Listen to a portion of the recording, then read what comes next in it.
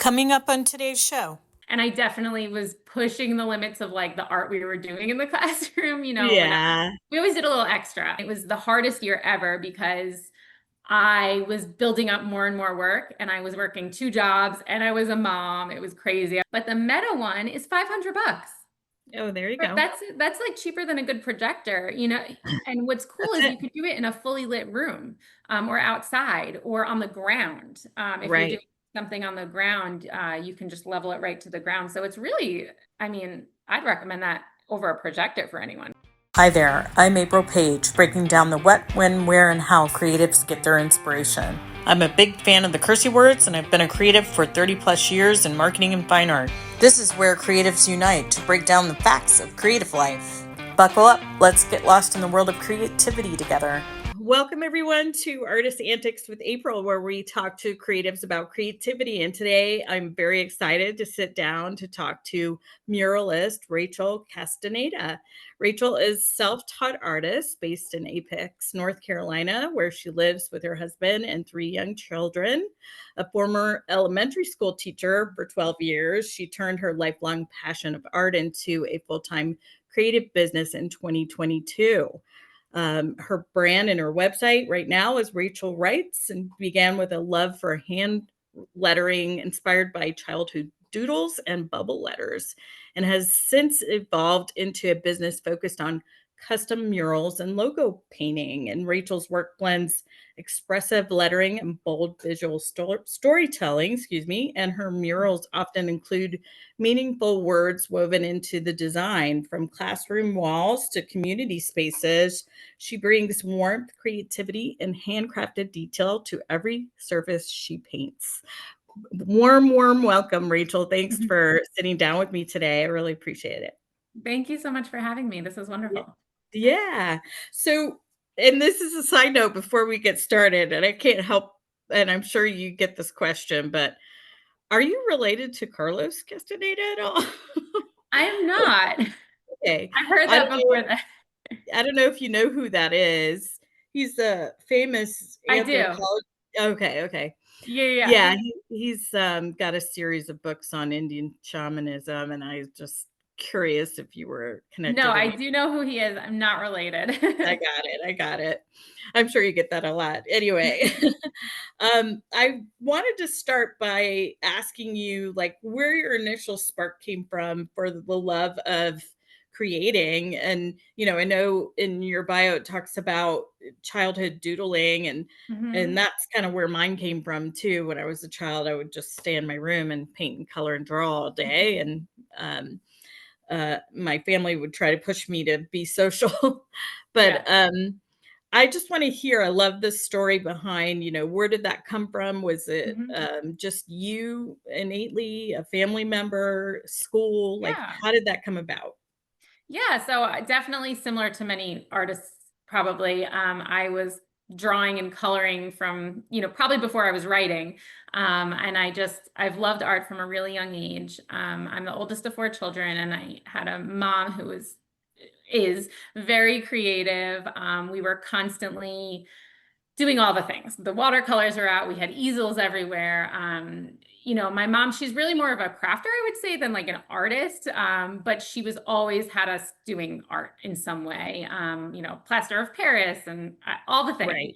Yeah. So a really great exposure as a child to art, and I think that's where my love of art grew.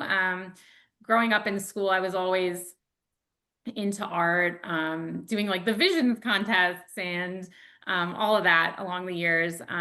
Through high school, I was in all the art classes.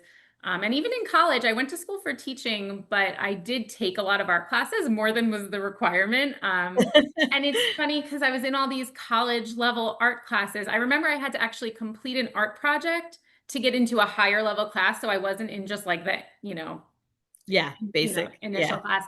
And even then, doing all these classes, I never realized I could do it as a job or never considered it. It just kind of was not something that crossed my mind Yeah. until, Yeah. much It's later. But unfortunate that we're taught that it's so you can't do it for a unfortunate. living. Yeah, I thought the same thing. I actually went to art school for a brief second. It feels like a lifetime ago.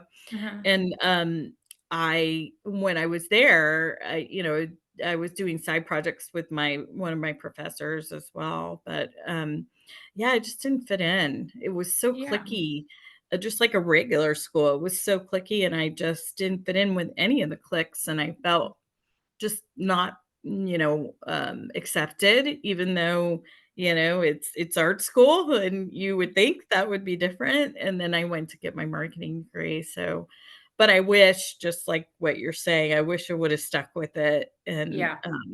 just pushed forward with my passion and found something, a group or a school that would have, been more Yeah. accepting of who I Yeah. was. But I definitely, yeah. looking back, I don't know. A part of me is like, oh, I wish I went for art. But at the same time, I did love teaching. And it was teaching is creative in its own way that I feel like I did learn and grow, with my art in a way through all my years of teaching. But Yeah. yeah, it definitely, I always wonder.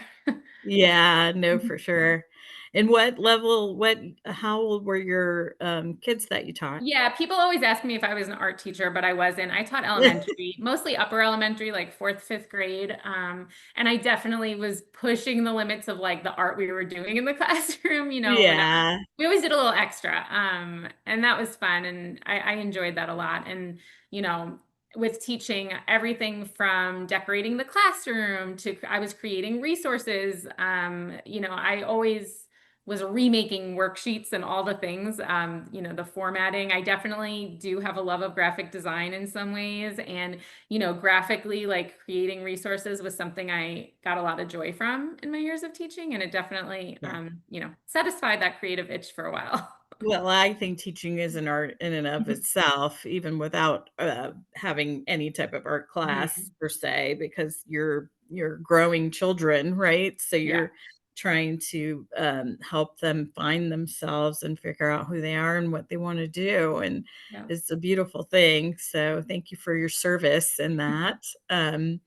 So what made you transition from in 2022 in particular? Because I Yeah. think, right after the COVID hysteria, or maybe it was still going on then, Yep. I don't know, but, yeah, just curious, like, Yeah. what the So transition. I taught for 7 or 8 years before 2018 when my daughter was born, my first child, and I was home on maternity leave with her. And that was it's funny because like I don't think I realized how much creativity I was able to express in teaching until I was home with her. And I was like, all right, what now? I was home about 6 months. But during that time, I took a hand lettering class online. Mm. And I really started loving hand lettering even more than I always did love it, but I didn't realize it was like a thing you could do. So I kind Mhm. of dove into hand lettering in 2018 and started sort of a side business doing chalkboards and chalk art for people. And then I went back to work early 2019 and I continued that as a little side business. There's here in the Raleigh area, there's a lot of wedding venues that have big chalkboards Mm. where, Mm. the bride and groom have you write their name or Yeah. whatever it is on the board. So I started doing that in 2018. And again, it was mostly just weekends or nights here and there. And then in 2020, obviously we know what happened then. I Yeah. also had my second child in 2020. Um, Wow. so I was home with him then. I stayed home with him a year because I didn't want to put him in daycare during that time. Yeah. And then I did go back to work for 1 year. And in that year, I was still doing the art thing. And it was the hardest year ever because I was building up more and more work and I was working two jobs and I was a mom. It was crazy. I was up until like 1 a.m. doing things like every night. And I also painted my first mural that year. It was early 2022. I painted my first mural and I was like, I love this. This is awesome. And I made the decision to resign in 2022 to be home with my kids and also continue the art. In my mind, it was just going to be a little side business still. I didn't think I'd be really doing as much as I'm doing now, Yeah. which is, it's lovely the way it's worked out, but it's been crazy. My Yeah. intention was honestly never to resign and become an artist. It was to stay home with my kids a few years. I was like, maybe until my daughter starts kindergarten, I'll go back to teaching, which Yeah. has not happened. I've since had a third child, and it's just been a crazy few years. Yeah, no, that's great. Yeah, sometimes it takes off and builds itself, and then, you're doing something right, and that's Yeah. the direction you should go in. And for our audience, I think that's a great, way to talk about it.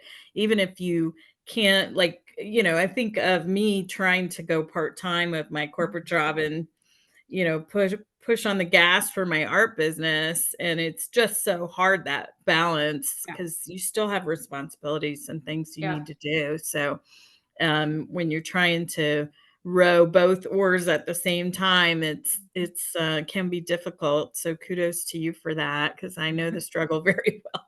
But yeah, so when you and I just wanted to share this with you. My grandfather used to be a great calligrapher. He just loved to do it, like, not Yeah. as a job, but just something he enjoyed. And he Hmm. did all of my wedding invitations for my Oh, wedding. that's so special. Yeah, it was really, really special. I mean, after he got about to the 150th one, I think he was, like, thinking it wasn't so special. Yeah, that is something when I first started diving into hand lettering and did the calligraphy course, I was like, oh, this would be great. But like, that's really not up my alley. I've had a few inquiries over the years, and I'm like, Yeah. I love lettering. I love drawing letter, but not like that much. Yeah, he did that old school, Yeah.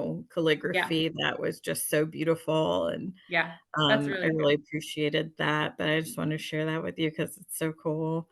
So, when when you got started, collaborating with a client or any client, what's your process? And Yeah. take us through the steps from, like, somebody talking to you, calling you initially, Mhm. to, like, the final, image. Yeah. So I generally try to hop on a call or meet in person as soon as, when someone reaches out to me about a job.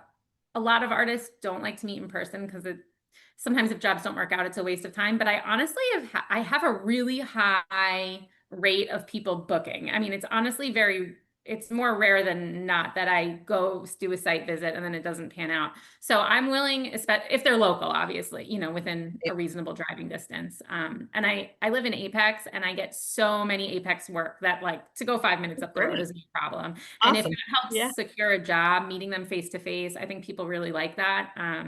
So yeah, I meet in person. I like to see the space if I can. I will take, measurements and stuff and talk about what they're looking for. People come to me, sometimes I have no idea what I want, and sometimes they have a very specific vision of what they want. So after our conversation, after I see the space, I put together a proposal. Um, Depending on our discussion, I do include a mood board. Some of my work, some work from other artists, or things I've found online. Sometimes, like, AI, I've been finding is a little helpful with creating a mood board, because I can quickly generate those images to show them just some inspiration. Um, so I'll send over, the mood board, the pricing, and all of that. And then once they move forward, my design process starts, and I create the design and include 2 rounds of revisions. And then, once we get through that, the paint goes on the wall. It's Yeah, pretty yeah, it's pretty straightforward. easy just executing after that. No, that's Yeah, great. that's the easy part, honestly. Yeah, so what, tools do you use to do the draft? Oh, I Like, use when Procreate. Yeah. Okay, great. That's I've dabbled in some Adobe programs and stuff, but Yep.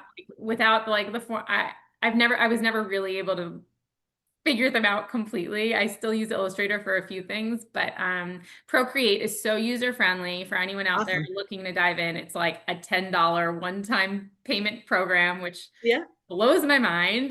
yeah, And it's great. Yeah. So the iPad with the Apple Pencil is key. awesome. Yeah. And then so, and I've done murals, so, I'll tell you what I did after you tell me what you Uh-huh. do. But, so when you have the final design, how do you get it up on the wall? You do a LCD projection, or Yeah, so every job is different. I just did my biggest mural ever, and so actually, let me backtrack. The first mural I ever did, I had no projector, I had nothing, you just and pointed it out maybe? it was at a preschool, and it was a narrow hallway. So even if I had a projector, it was not like there wasn't enough room to back it up. Right. So just from all of my Googling and searching and seeing what other artists do, thank goodness for YouTube and Instagram, basically, I learned what the doodle grid was. Do you know what the doodle grid is? Yep, Yeah. exactly. Yeah, Yeah. that's what I was just saying. You grid it out. You make a huge grid and Yeah, but then you not a standard grid like doodle. Oh, okay. Yeah. So No, I don't know what that is. oh, okay. Yeah, I mean, I can explain it kind of quickly. Hopefully, it makes Yeah. sense. If anyone else wants further, if you just Google doodle grid, it'll come up. But it's pretty much you take the wall and you squiggle all over it, A, B, C, D. You write the alphabet, shapes. It looks like just a doodle page, pretty much. Uh-huh. Um, and then what you do is you take a picture of the wall and you can bring it in on your iPad or Photoshop, whatever you use, and you overlay the design on top and drop the transparency. And it allows you to see, oh, like the top of like the train This is starts it at going over the there. A, Yeah. and you Yeah. pretty much look at it on the iPad as you're drawing it. And it's so accurate. And what's cool about it compared to a standard grid, which we all, know what that is, it's not as disorienting. Like, so you're counting boxes and That's right. it's so much quicker, I feel like, first of all, drawing the doodles because you're not measuring the grid. The grid doesn't have to be Right. perfect. Wow. And yeah, it's really cool. I would recommend that to anyone, interested in trying, and it's not as scary as it seems. It was Yeah. cool that I did that for my very first one because then I was like, oh, like, I tried this first shot and it came out great. So that Yep. helped with my confidence with like, doing it. Yeah, for But I sure. then did get a short throw projector, which is great. I use that, whenever I can, I use that. Obviously, it depends on lighting and things like that. That was my top bet. But I just also got the Meta VR set, and I just Okay. used it for my first mural. And it's pretty cool. Wow. There's a learning curve, and I'm not the most technologically savvy person out there. So yeah, it's really neat though. So how does that work? Like, because 'cause you're in virtual, you're not Yeah, there's seeing the an app. wall. Yeah, Yeah. it's really wild. So you put on the headset and there's an app in there and you download your work to it and you pretty much are able to put it on the wall, make it level, size it how you want it, and then freeze it and you trace it. And you've got the headset on the whole time and you're tracing where it is. It's really So a game changer. it's like a virtual hand, so you can see where your hand is going or You can see something? your actual hand, like you can see Oh, everything. okay. So like Okay. I was in a school just drawing this up the other day and like someone was talking to me and I was like, I'm sorry, I can't, if I take it off, it goes away and starts over, which Yeah. that's one annoying thing. But I can see the person as I'm talking to them. I could see the wall, the floor, my hands, my Oh. feet. But the So it's design not is like there on the top. regular virtual glasses that are completely, No, it in is. It's completely like white on your face. Oh, okay, but It's you can kind of a still newer see? thing. I remember seeing a little over a year ago, an artist I know posted she was doing VR, and I think it was like an Apple set, and I looked it up and it was like $3,000. I was like, Right. I'm not, no way. But the Meta one is 500 bucks. Oh, there you But go. that's like cheaper than a good projector, And what's cool That's is you it. could do it in a fully lit room, or outside, or on the ground. If you're doing Right. something on the ground, you can just level it right to the ground. So it's really, I mean, I'd recommend that over a projector for anyone because, Yeah. No, that's yeah, it's really awesome. cool. And you can make it huge. Like, I mean, originally when it first came out, I think that it would only go to like 10 by 10 feet or something. So that's limiting, obviously. But now the Do sizes anything. can be as big Yeah. as you want. Yeah. Wow, thank you for that tip. That's Yeah. awesome. Very cool, super cool. Yeah. So, I know a lot of, and I've worked with clients too, custom clients, like a lot of what you do. And oh, let me go back and say, I was doing the regular old grid method back in the day. So this is much better.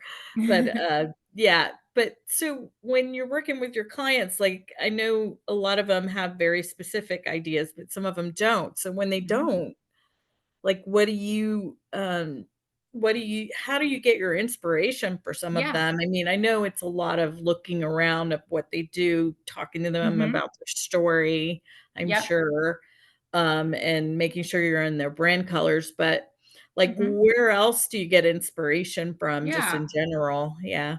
So one project comes to mind that they kind of were really open-ended last year was I put together a mood board, and I actually, for this one, because we were still deciding on pricing, I created a mood board with a ton of mural images. It was a development outdoor. So I literally searched murals, like outdoor public murals, and put a mood board together that was like lower complexity, medium complexity, higher complexity murals.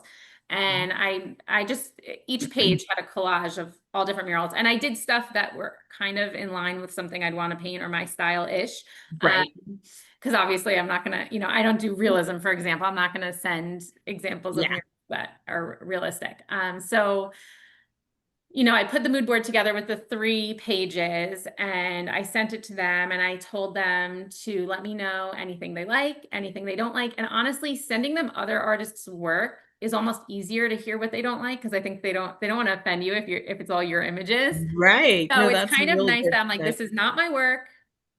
I want to hear what you like. If there's, if they don't have a color scheme nailed down, are there certain colors that stand out to you? Mhm. Things like It's that. true because, when I had to get down to, like, a certain set of questions, because and I started to learn the ones that I had to ask with Hmm. my custom paintings, because they have an idea of what they like and don't like. Hmm. And when they say, "Oh, do your thing," and I'm like, "No, no, you have an idea in your Hmm. head of what you would somewhat like it to be, Yes. within let's focus in a little Let's get bit something as a anyway." And starting that's point. Yeah. basically what you're doing by showing them other examples. So I really like that idea. Yeah. Yeah, because I've been in some where they're just like, "Oh yeah, go do, your thing," and I do my thing, and they're like, like, Yeah. "Okay." Well, then I started to learn to ask the right questions, and you Yeah. I sometimes just have had to an pull it out of experience. them. I just had Yeah. an experience with a client too, which told me I really need to like be even firmer with them. It was a really big mural, and they were open-ended. They said, do whatever you want. Which is honestly my worst nightmare. Yes. And the That's a guy said to me at some point along the way, he's like, well, I gave you creative freedom. I'm like, I don't want full creative freedom for your no. business. It's hard. I really do like a starting point. I like to be in a box, and have some, regulations of what they want me to do. But we went through the whole design process. They ended up saying they loved it and gave me 0 revisions, when I first sent them, which I was like, okay. And then he came back later and was asking for changes. And I was like, I'm sorry, like this is what we agreed on, and you it was very Right. odd. And I thought it was odd that he didn't give me revisions, because there was a whole board behind him. So when there's a lot of cooks in the kitchen, you expect it to be a long process. So I was shocked. Right. So then I've kind of learned I really need to be like, are you sure? Because yeah, Yeah. it was kind of an odd experience. Yeah. At the end asking for changes when, my digital mock-up looks exactly like what's on the wall. There's no surprises Right. once we confirm Right. it. So, yeah. Yeah. I started to do a third, and a third. So I would get them to sign off on a third, Hmm. like meaning the Like a the thumbnail or something. sample board, yeah, or and a mock-up, and they would sign off on that, on the colors and composition, Hmm. perspective, basics, like I Hmm. didn't do the whole detail. Yep. And then I would get halfway on the real canvas and make sure that Yep. they see it and check in. Are you sure this is still okay? Yep. Get official sign off. I made them sign, and Hmm. then and I would get payment at each time. So I Yep. do a That's smart. third at the mock-up, a third at the, halfway through the real thing, and then the last third once I delivered. So Yeah. that helped to, like, stop the nonsense, so to Yeah. speak. So I don't know if Right. that Right. helps you, but that's what I was doing. Yeah. But I when I did murals, I did 2, okay? And after I did those 2, I was like, "I'm not doing this anymore," because it was so hard on my body. Like, Yeah. how do you get through that? Because being on a ladder and, like, up in the It's ceiling and stuff like that all the time, it just was so hard on on my It's no physical joke. body, and I had to get it done within 3 days, like, I Yep. didn't have all the time in the world, and, yeah, I'd love to hear that. Yeah, I mean, it's definitely physically taxing. I just had a bunch of assistants help me on a job, and some of them it was like their first big mural, and they were like, "Oh my gosh, I was sore." Yep, you're getting a workout. I mean, you're really standing on a ladder. You've got, if you're painting for 6 to 8 hours a day, you're literally in this position. You've got the paint in one hand. Yeah. It's not easy. I don't really know if I have any answers for that. I mean, I try to stay active and in shape, which probably Oh. helps. No, But but getting assistance is a good idea. I didn't even think of yes, that. That's I awesome. haven't hired assistants too much, but the one I just did was 2,600 square feet. And I was not, that was not No. able to be done alone. And it pretty much took me the whole month of May because of all the rain. And the rain was in a way a blessing because I got breaks in between days as opposed to if I was there every day. So my body was able to rest a little bit in between. Oh, I that's think you good. definitely need cushion time between jobs. Yeah. eh, jumping from one to the next is exhausting. Even like yesterday, I was at a school and I was only painting 5 hours yesterday. And this morning, I was like, oh my goodness, I feel Yeah. it today. No, I know I a lot did. of artists build in massages as like a business Oh, expense, that's yeah. which it is. I mean, that genuinely is. Your body is Yeah. your tool. You need to make sure you take Yeah. care of it. Another fantastic idea. Thank you for that. Yeah, I didn't even think about massages either. I Yeah. mean, that makes sense. But I just was like, "No, I'm not doing those anymore," because Yeah. I just I'm couldn't take planning it. on like rebranding my business because Rachel Wright started with the calligraphy and now I'm mostly doing murals, but I'm not even gonna have mural anywhere in my business name, even though I consider myself a muralist right now because I don't know what the future holds. You're And right. um I know physically is the main reason. Like, even though I'm Yeah. so into murals, it's my jam right now. I will not be able to mural forever. Um, Yeah, but and you my can other still fear is if I break design. my leg or Yeah, whatever, well, there's that. Let's an knock on injury will freak something, me shall out. we? Yeah. Um, yeah, but I mean, even if you did the design part and handled the client, you could still get people to do it for you and come back and Mhm. do the, little touches that Yeah, you want. I think that's that's true. very doable. And there's probably a lot of art students who would do that too. So Yeah. that's great business model if you can do it. But yeah, so I did my girlfriend's daughter's room, Mm. and we painted like everything like a blue sky and clouds in the air and white picket fence, and I made the clouds different shapes and a red baron with her name on it, and just birds and Oh, bugs, all ladybugs and caterpillars and butterflies all on the fence and stuff, and grass, and the door uh-huh. was the fence to open the door behind the door. Oh my god, that was took me 3 days because she was gone for 3 days, Uh-huh. with other family members, so Mhm. they were my 2 assistants, her parents, and oh my gosh, even with them there, I thought I was going to die. Yeah, it's definitely a lot. Like, I hope you like it because 'cause I'm never doing this again. Yeah. And yeah, she's I like, mean, and that's "People why I wanna think know." part of the cost of murals, because it really does take a toll on you. I Oh mean, my gosh, and then, you know, I don't know if how do you guess the paint? Because I had a problem with that, and it's oh, because like I how hadn't much done it paint there you yet. need? Yeah, yeah. Oh my, I always have leftover paint.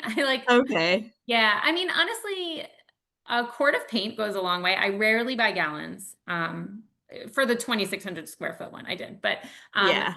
quarts go a long way. I do a lot of sample sizes, but a quart, it does a lot. Unless you're doing a really big wall, a quart would be more than enough for pretty much any area. So I rely on that. I try the one I'm doing right now at a school. I dug through all my leftover paint and I'm reusing what I can, obviously, Good. to not Yeah. have so much waste. But yeah, I rarely run out. I normally have extra. Yeah. Well, I ran out on that room, and then I Mhm. had extra at the Yeah. end because I got too much. I don't know what kind of paint do you use? Because I get latex house paint. Yeah, that's Yeah. what it was. Okay. Yeah, because it was, it was, inside, yeah. Yeah, I know Mhm. some people will try to do like acrylics or something. Well, I'm like, oh, you're gonna go through so much. Oh, Your no. expensive That would little be way too yeah, expensive. no, that would be ridiculous. Be a very, very expensive room. So, like, what kind of, challenges have you faced? I mean, I know we've talked about one of them, or maybe, talk to us about, I love to hear funny, inspirational, stories that happen, just by doing any of these projects. I have Mhm. many where it's hilarious, just, the universe lined up oh so perfectly. So, do you have any fun stories like that that you want to share? It's okay if you don't. Yeah, I mean, so I would say as far as challenging, like challenges that like I didn't expect or whatever, I would say the biggest thing for me, this is not a funny part, but I have some funny stories maybe, but um I would say the biggest shock for me is how much business is associated with an art business. I mean, it maybe that's obvious to some people, but I spend way more time doing things that are not painting. Um, I'm constant, the amount of time that goes into like meeting with a client, putting the Yep. proposals together, putting the um, invoices and contracts and updating the website and social media and all of that takes way more work than actually painting. Honestly, if just painting was the business, it would be easy. The Right. design time, for me, I don't have like a formal art background, so the design work for me is like is as much work sometimes as the actual painting. Maybe not quite as many Okay. hours, but Yeah. I sometimes it is hard for me sometimes coming up with the designs. I want to make sure it's great, obviously, and it's a lot of work. I think people sometimes discount the designs, and clients expect things up front for free before they commit to the mural. They want to see the design, and I'm like, Yeah. that's half the work. Yeah. So. Yeah. Yeah, I would just say surprising challenges for me is just how much work it is behind the scenes. Yeah, Yeah. that's just been like a learning curve for me. But as far as like how to get clients and all that, like networking for me locally has just been fantastic. I'm really wanting to stay as like hyper local as I can for now because of my kids, especially. I get contacted about travel murals, and at this point, it's just not in the best Yeah. interest for my family. So right now, I'm just trying to connect with people locally and jumping, I'm in my chamber of commerce. And I try to Great. connect with people and local businesses. So that's been wonderful. And a funny story that sort of happened was I was in a coffee shop one day a few years ago when I was just starting. I had like a little business card, and the mayor of my town walked into the coffee shop. And I had never met him, but I was like, I'm just going to go say hi and meet this guy. And I walked up, I gave him my business card, I said I'm an artist. And after meeting him a few weeks later, my phone was ringing with an unknown number, and he left me a message saying he had a potential client for me. And I was like, wow, that's really nice. He doesn't really know me. That was Right. nice that he did that. And it turned into a massive development job. It was at that point, the biggest job I'd ever done. Wow. It was just, it's crazy how just that one moment of introducing, you never know, what a job can lead to. And the funny That's part right. of that story is when I met with the developer, at first I thought surely there's other artists that they're meeting with or talking to, but they love the mayor so much that they took his word. They hired Wow. me no problem. That it was just so funny. They just were like, "Yep, if the mayor said you're great, then you're great." And they didn't Wow. know me from Adam, Right. I really appreciated, his confidence in me. Um, Right. and they loved him so much. They also wanted me to put his portrait in the mural. And I am not a portrait artist, but when they were asking me about this, I'm a yes girl. If a Yeah. client asks me something within reason, I will, can you do this? I'm like, yep. And I just figured out later. And so that was what I did. I told, yep, I'll include the mayor. So I ended up having to include a portrait of him in the mural, which I was having a little bit of a heart attack over, but it ended up being Right. great. And Yeah. he ended up loving it. And it was just like so funny that just me saying hi to him in a coffee shop led to that. And It was then nice. you ended up painting his face. Yeah. Yeah. It was a little bit of a full circle moment there. I was like, well, here you Yeah. are. No, that's Because he awesome. didn't know that, obviously. He was like, they want Yeah. you to include me. So Yeah, no, that was that's pretty funny. great. Yeah. So you kind of touched on it in the beginning, but I always love asking everybody this question, and I'm Mhm. not going to prompt you in any way, just a general question about what do you think about AI in the art world in general? And I know you use it, but Mhm. yeah, in general about people purchasing AI art versus Mhm. human Oh, art, etc. yeah, it's such a tricky thing. There was obviously so much backlash from the art community when it first started rolling out, how it is, and I understand it because obviously, things created from an artist's mind is, I mean, I don't know. Is it better? It's a tricky thing. I don't use it heavily. I would say I've just really started dabbling in it with putting mood boards together and stuff and creating like inspiration or like reference images. But I think we have to accept it in a way. I think if you're an artist who's not, you know, using it to make your art better, you're gonna kind of fall behind. And I read somewhere someone was relating it to photography, like in the 1830s when cameras came out. Artists up until then were really relied upon to create these realistic portraits and images and documenting things in the world. And when photography came out, it was shocking, to artists, and Yeah, it was like appalling, and like, we're gonna all lose our jobs. No one's gonna need an artist anymore because cameras are here, and they yeah. can capture things. And what it actually led to was artists becoming more abstract, and it shifted art. Illustrators. And it Yeah, ended up shifting art in like a wonderful way. It wasn't, to be an artist, you didn't just have to paint something realistic. And right. I think sort of accepting that technology and it could be a positive thing in the end. And I think, at first I was resistant of AI, and I really am not technologically super savvy. So I was like, I don't know, I don't want to try that. But, just dabbling in it the little bit that I have, it really is helpful. I'm doing a mural right now that the school's mascot is the Wizards. Mm, They wanted me to paint animals in wizard hats and capes. And it was like four specific animals that represent the different school tracks because it's like a year-round school. And like, yeah. it was really hard for me to visualize a rabbit wearing a wizard cape and hat. Like, you know what I mean? It's so, yeah, I Yeah. could sit there and spend a really long time drawing this out and figuring it out, but just to find a reference image and have like a rabbit in a wizard hat, it was helpful to then I took that and created it in my style and redrew it, but just to have that as a reference was like so helpful. So using it for things like that, it's been helpful. Yeah. And I Yeah, think, I use it every day to help me yeah, with, emails, with, press releases, with all kinds of yeah, stuff.